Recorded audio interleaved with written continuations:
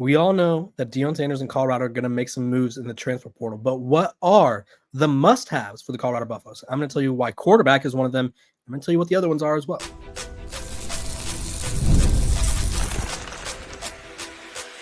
You are Locked On Buffs, your daily podcast on the Colorado Buffaloes, part of the Locked On Podcast Network, your team every day.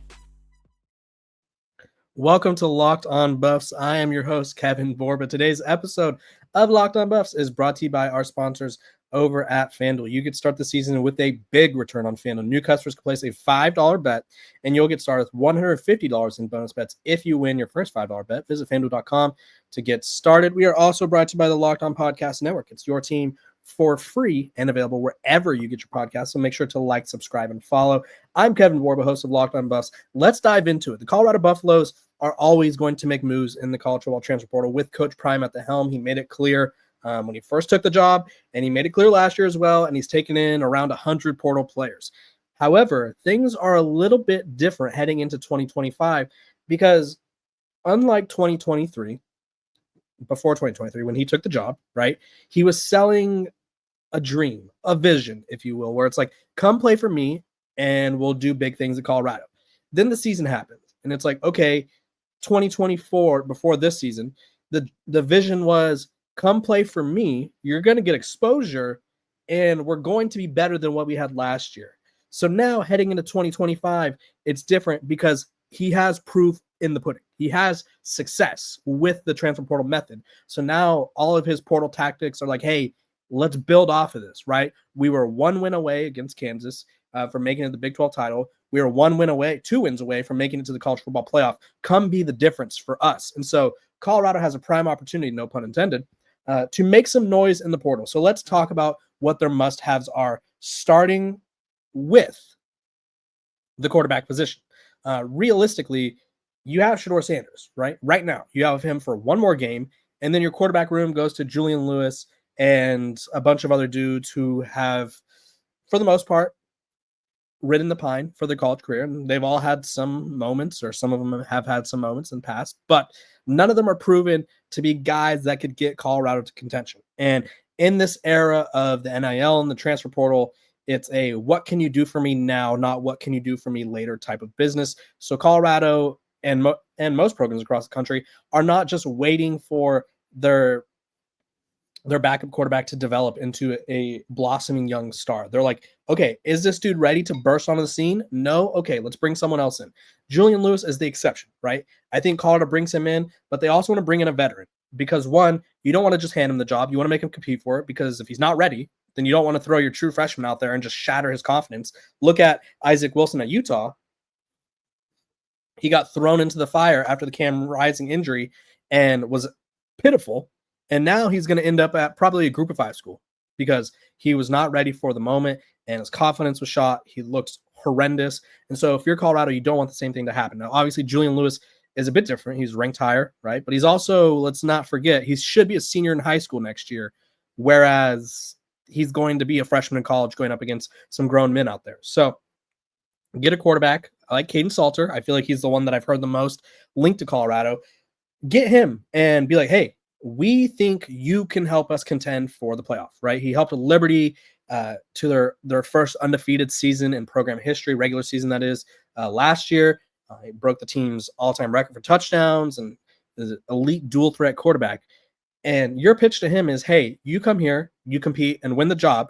You are our guy, right? He could run, he could pass, he could do everything.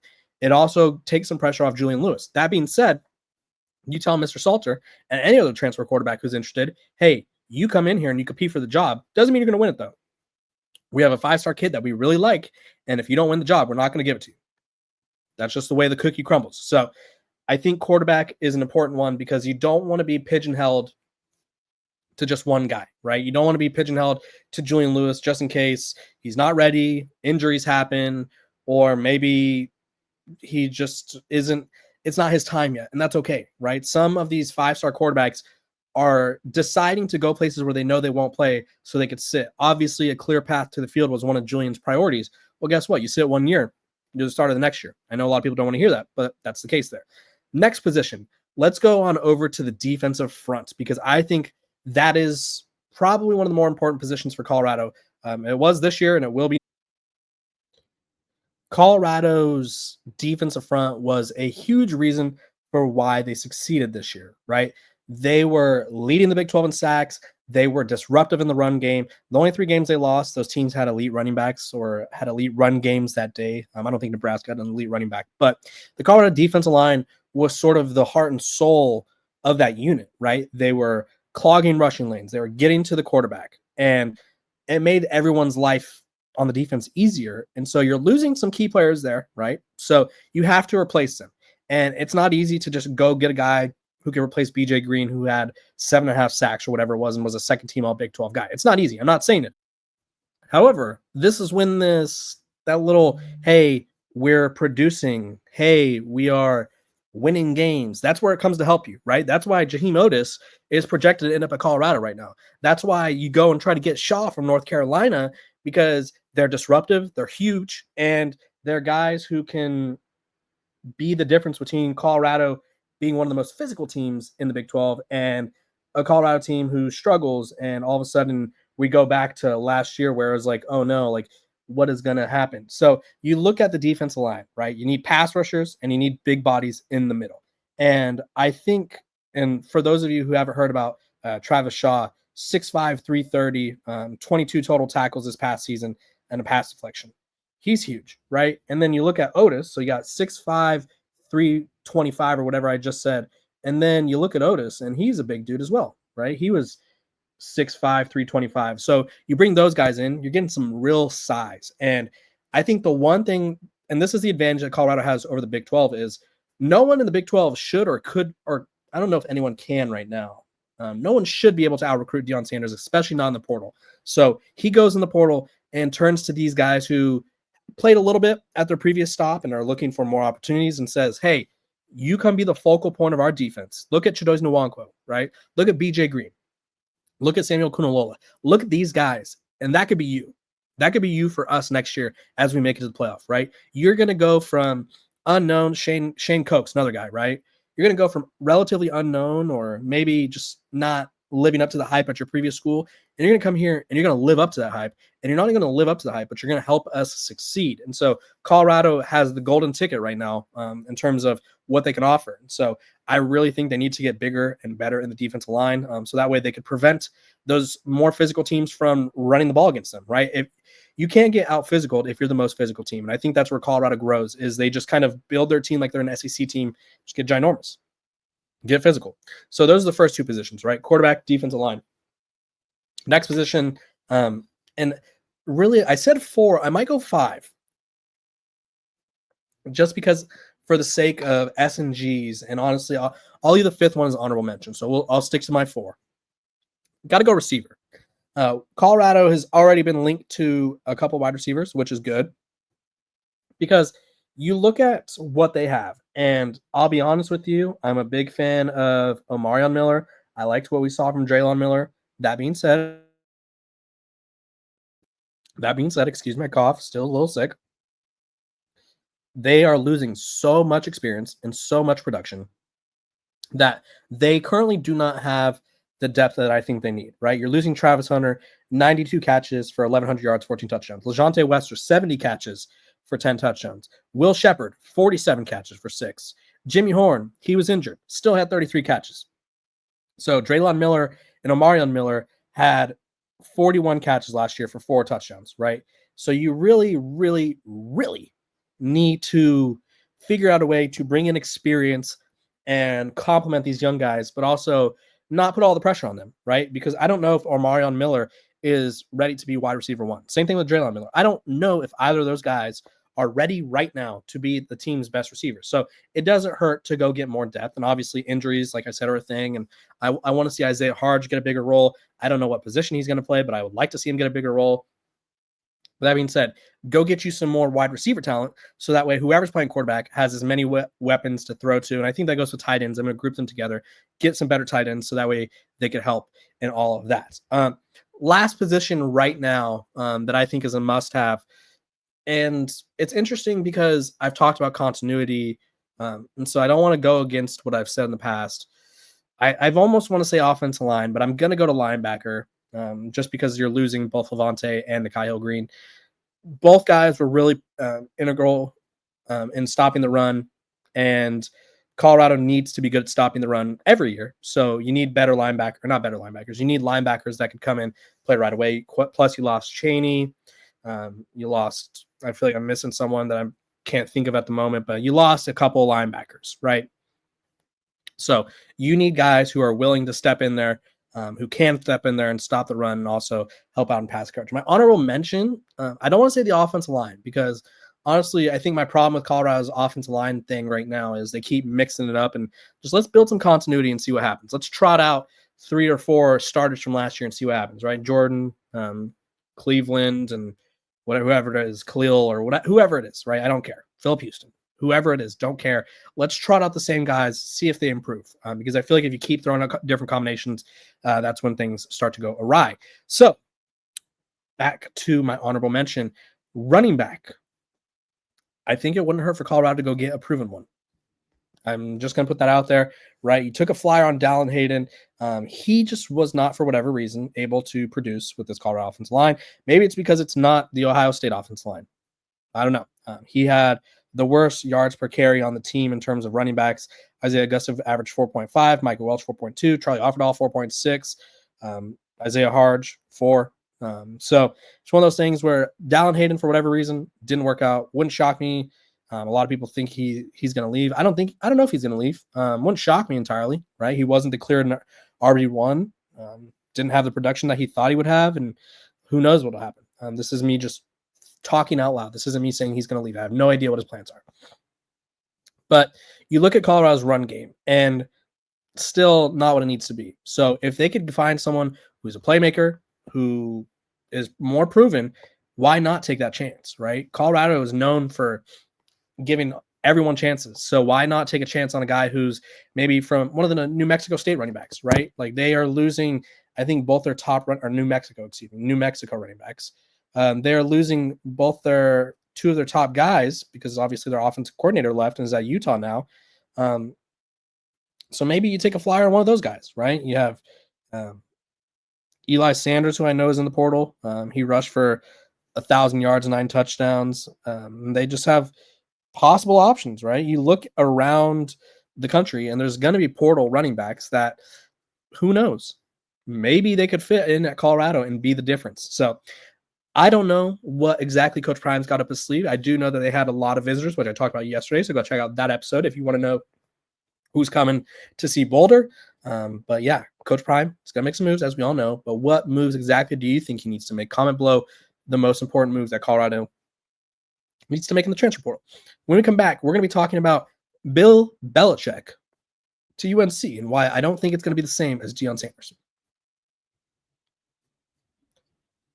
This episode of Locked On Buffs is brought to you by our sponsors over at FanDuel. Get ready to tackle the NFL action with FanDuel, America's #1 sportsbook. Because right now, new customers can bet $5, get $150 in bonus bets if you win. The FanDuel Sportsbook app gives you everything you need to place live bets on the NFL all in one place. So when you get a hunch in the middle of the game, you can check out the latest stats, view live play-by-play, and so much more on the same page where you place your bets. Just visit FanDuel.com to join today. You'll get started with $150 in bonus bets if you win your first $5 bet. That's FanDuel.com. Never waste a hunch and make every moment more with FanDuel, an official sportsbook partner of the NFL. Welcome back to Locked On Buffs. Appreciate you guys for tuning in every single day, making me your first listen of the day. We're free and available wherever you get your podcasts. So make sure to like, subscribe, and follow so that way you don't miss out on a single moment of the coverage that we have for you over here on Locked On Buffs. We're going to be getting some cool guests coming up. Let's talk about the biggest hire in college football right now, and it's Bill Belichick, right? The 6-time Super Bowl winning head coach, 8 times in total, Super Bowl winner. He was the guy that found and stuck with and discovered Tom Brady. He's the guy that is 14 or technically 15 wins away from being the winningest coach in NFL history. He is now the coach of the North Carolina Tar Heels. And the reason I'm talking about this is I think a lot of people are comparing this to Deion Sanders. And one, I'm not going to say that it's not going to work because Bill Belichick, obviously he was the coach and GM of the Patriots. That being said, I don't know if has the same appeal to young players that Coach Prime has, and that would be my biggest question for our locked on Tar Heels guy, Isaac Shad, because obviously when you hire Deion Sanders, he has that aura, he has that swagger, he has that like young people know him, they gravitate towards him. He still was in this sort of light where people around the sport were like, dang, that's Deion Sanders. I think Bill Belichick instills fear in people. And I don't know if that's going to work, especially in this day and age of college football where athletes are, I don't want to say more sensitive, but athletes are not coached the same, right? You hear all these stories from Julian Edelman, from Tom Brady, and whoever else, where Bill Belichick's were just ripping people. Tom Brady himself said he didn't think this would be a good fit for Bill Belichick because of all the recruiting. And I don't know how I feel about this, right? I think a lot of people are comparing this to Deion Sanders, which, like I said, is why I'm talking about it. But I think this is way different than Deion Sanders. Deion Sanders coached the high school ranks, right? He was coaching Shador in high school. He coached at the Under Armour All-American games, I think it was, he coached at one of the All-American games. I think it was Under Armour. And he had been around young players. Bill Belichick has never been around the college game. And I know people want to liken the NFL to the college game a lot right now, but at the end of the day, like there's way more movement in college football than there is in the NFL. So if Billy B starts hurting some feelings, is it going to work out, right? Does he have the appeal to young players? I know everyone's like, he's a Super Bowl winner. Why would he not? It's Bill Belichick, right? I don't think it's the same thing, right? I think he's going to have to soften up a little bit, and maybe his young girlfriend can help him do that and become a nicer person. I don't know, but I'll be really interested to see how it works out.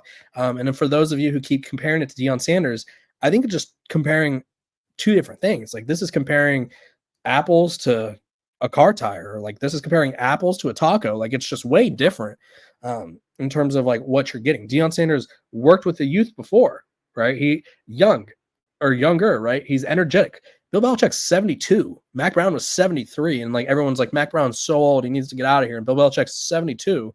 It's like, okay, that's kind of crazy, right? So I don't know how this is going to work out. I'll be really excited. We'll talk about it some more as time goes on, just because I think this is probably the closest thing to the Deion Sanders hire that we have in college football. So would love to hear your guys' thoughts on it. Do you think Billy B at UNC will work, or do you think it's a disaster waiting to happen? Comment below. When we come back, we're going to be talking about Coach Prime's message to players outgoing in the portal.